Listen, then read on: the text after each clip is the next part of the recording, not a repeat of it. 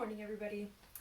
It is Wednesday, I think the 24th, but I might be wrong. It could be the 25th.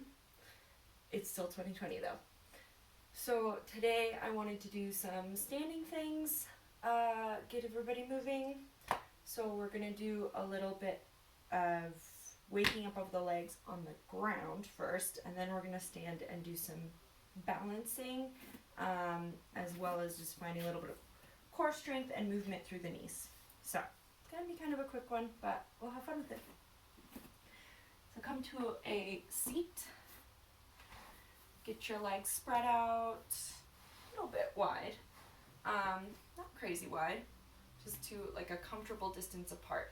If you feel like this is tough for you to maintain because right in here in the in part of your legs, your adductors are feeling tight, or your lower core is feeling like you kind of want to fold it over, then grab a pillow or a couch cushion or whatever you've got, pop it on your butt, get a little higher up, and then come into a seat this way. So shouldn't feel strain on your low back, shouldn't feel strain in your adductors.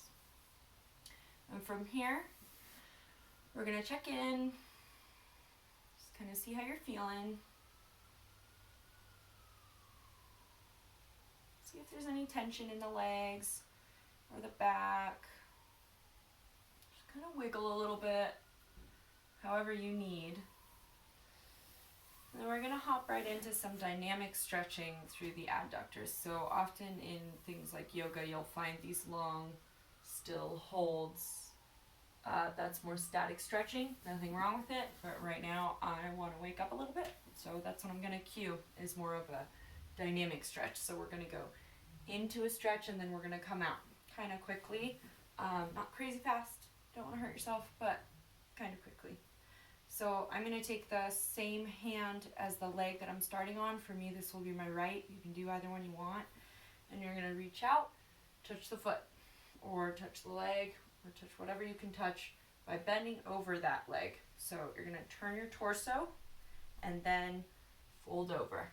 And the goal here is to hinge at the hips. And I'm gonna go into that and come out of it. Into it, come out of it. Into it, out of it. Same thing, other side. And when I switch sides, I also paid attention to pivoting lumbar spine here, facing this leg, arching over.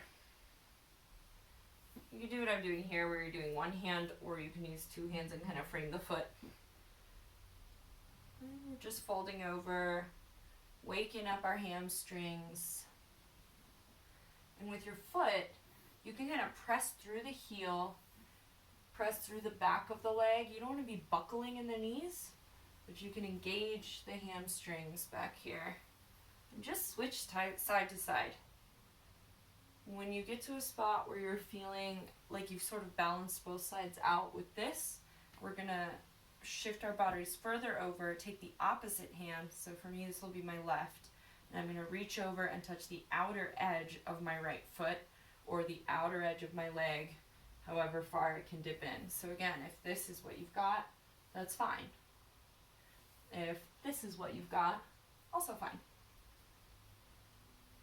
And just notice with these ones in particular, check to see that you're not lifting your opposite hip up. You don't want to do that. So just lean in. This is also bringing in a little bit of a rotation into the spine, which is nice. Wake that up. Focusing on hinging at the hips. Tap out the legs, see how they feel. Now we're going to go straight to the center, only as far as it feels comfortable to go. No need to pull anything in the middle of your leg or the back of your leg. And we're going to, again, tip from the hip. You can touch your feet to help, but you shouldn't be stabilizing with them. I'm not like yanking on my feet. I'm just kind of using them to find some guidance and sort of a measurement point to see how far I'm going. If you want to touch out in front of you, you can do that too. But keeping your back kind of straight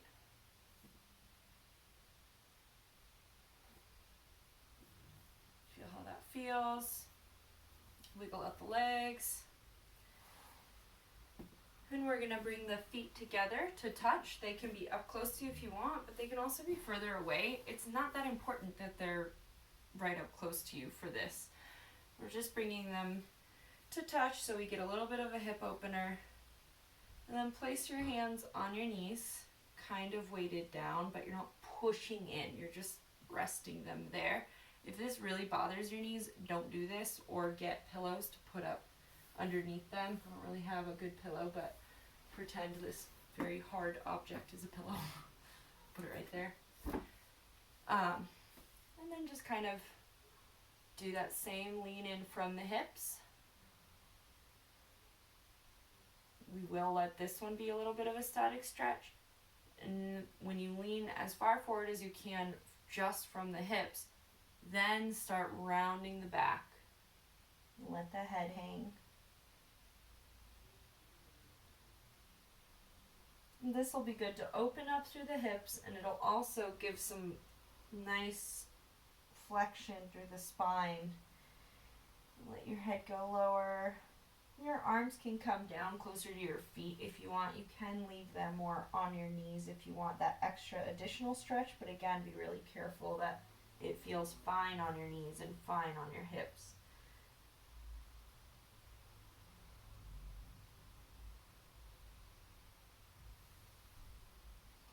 Sink a little further if you want. So shoot your head out.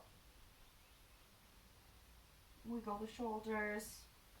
And we'll roll back up slowly.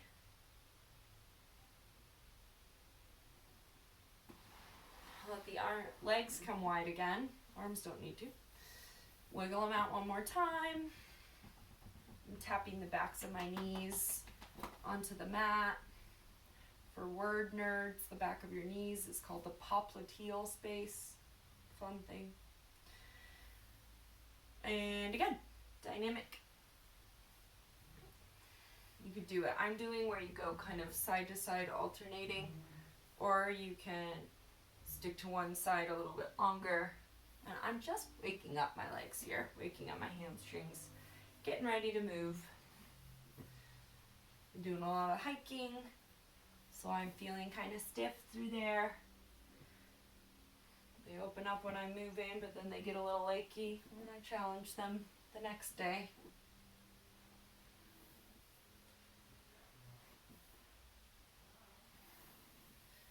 All right. From there, we're gonna go into some lunges. These are not gonna be extreme lunges at all. These are pretty controlled lunges. In my head, I think of them as PT lunges. That is not an official term in the slightest. They're not like a workout class thing. They're pretty focused, sort of micro lunge, but I want you to cue into the activation. So come onto your knees. If it feels tough to be on your knee, take your yoga mat or your blanket or whatever you're on and just fold it over one more time to give your knee a little extra cushion. Don't want your knee to be uncomfortable. So come onto your knees and then take one leg, put it out in front of you like an L, and check in with your hips. You don't want to be dumping over to one side, so you don't want to be like this, okay? Really try to even out those hips. That foot out in front of you, and then come tall. So we don't want to be tipping one way or the other, but we also don't want to be like arching like this or rounded like this. So a straight line through the spine, just your natural curve in your low back.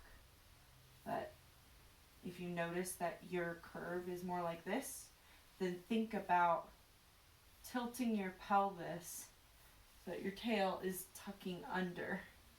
This is a posterior tilt. So posteriorly tilt that pelvis just a little bit if you know that you have an anterior tilt, or if you've never talked to anybody about it, odds are high that you might. So check that out. And then breathe into the belly. And with your intention, think about your knee pressing into the ground and imagine it coming forward. Like I'm activating my quad to draw it forward, but it's not moving because it's placed on the mat. And with this heel, I'm pressing into the ground, and this is bringing a little bit more of a stretch into my upper quad on this leg, but it would be right here on this leg. And I'm going to kind of tip into it just to give it some movement. If that feels good to you, you can do it too. I just got a crack out of my knee. Felt kind of nice. And then I'm going to do the same side over here. I suppose I shouldn't have turned. I can show you both, but I'll do it this way. Check that your hips are in alignment. Check that your back is straight. Tilt the pelvis a little bit. Breathe into the belly. And then pull that knee forward. So it would be like I'm going to kick this bottom knee up like this, but it's dragging it on the floor, and that's activating this a little. And I feel that tugging right in here. If you want to use something to stabilize you on either side, you can. And just get to a spot where both sides feel balanced out, whatever that is to you. Could mean that you linger more on one side than the other. Odds are high that's the case. I want a little bit more on my left here. And then I'm going to lean forward. Stretch that out. This one I also kind of want to lean back. That's fine too. You can go however far back you want. Felt good for me to sit down like that. I'm actually going to do the other side. Okay. Now that we've kind of woken up our legs that way, we're going to stand about hips distance apart. You can toy with that, whatever feels steady to you. And lift onto your heels and then the front of your feet. Heels, front of your feet.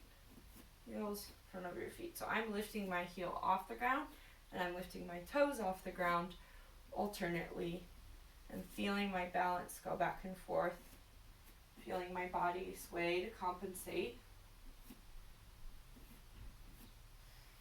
And just kind of feel your weight shifting back and forth in your whole body when you do that. And then we're going to do the same thing side to side.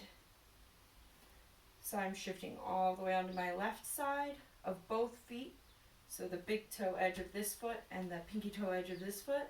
And then all the way over. Big toe edge of my left foot, pinky toe edge of my right foot. And I'm doing the same thing. I'm noticing where in my body I'm engaging in order to hold my balance while I'm doing this.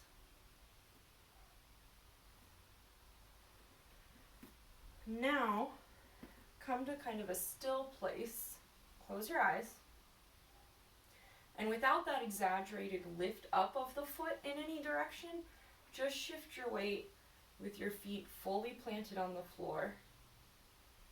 To the left side, in front of you, to the right side, behind you. Just notice where in your body you're starting to compensate. I think you can see like my hands are kind of holding my balance for me as well, especially with your eyes closed. Kind of need a little bit of that. Now bring those motions even smaller. Slight shifts side to side. Slight shifts forward and back. Again, your heels of your feet are planted. The balls of your feet are planted. The toes are planted. Just feeling it out. What the difference is when you push into each part of your feet. And then see if you can come to a spot where all areas of each foot are pressing into the ground evenly.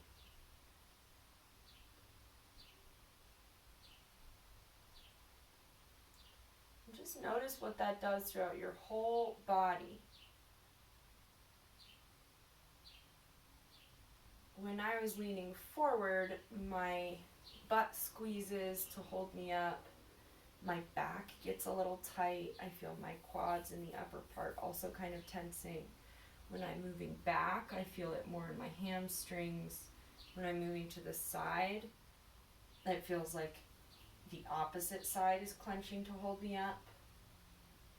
So when you find that place of equilibrium, what we're also doing, find the place of equilibrium in your feet, what we're also doing is finding equilibrium in the tension patterns on the front of your body, the back of your body, and the sides of your body, as well as the sides of each side. So the inseam of my leg and the outer seam of my leg feels like it's equally holding me up on both legs. And just notice what this is like. Is this different than your normal I'm standing still and upright pose? Do you usually put all of your weight into one area of your feet or another? Or is this normal for you? Maybe it feels really natural to have your weight put everywhere. Just opened my eyes up and the sun went down more. Hopefully you can still see me okay. This is just sunlight lighting, so we will deal. And with that, you can kind of wake yourself up and come out of that balanced position, holding with you the awareness of what it felt like to have that equal tension throughout. We often think of tension as kind of a bad word when it comes to the body, like, oh, my neck is tense, my legs are tense, my back is tense, but we are held up by this mixture of areas of tension, essentially. Like our bodies are like a lever and pulley system, our joints, and we keep each other, or we keep ourselves in these points of alignment or these points of standing up by having tension to various degrees in different parts. And when we can optimize that tension, we'll make sure that we're not arching our back as a regular or leaning to one side as a regular, which can cause different aches and pains depending on your particular version of wonky tension pattern. So then we're going to do a little bit of balancing. Lift one foot up with that same idea of equal tension from one side to the other where you need it, or even tension, I should say, which doesn't necessarily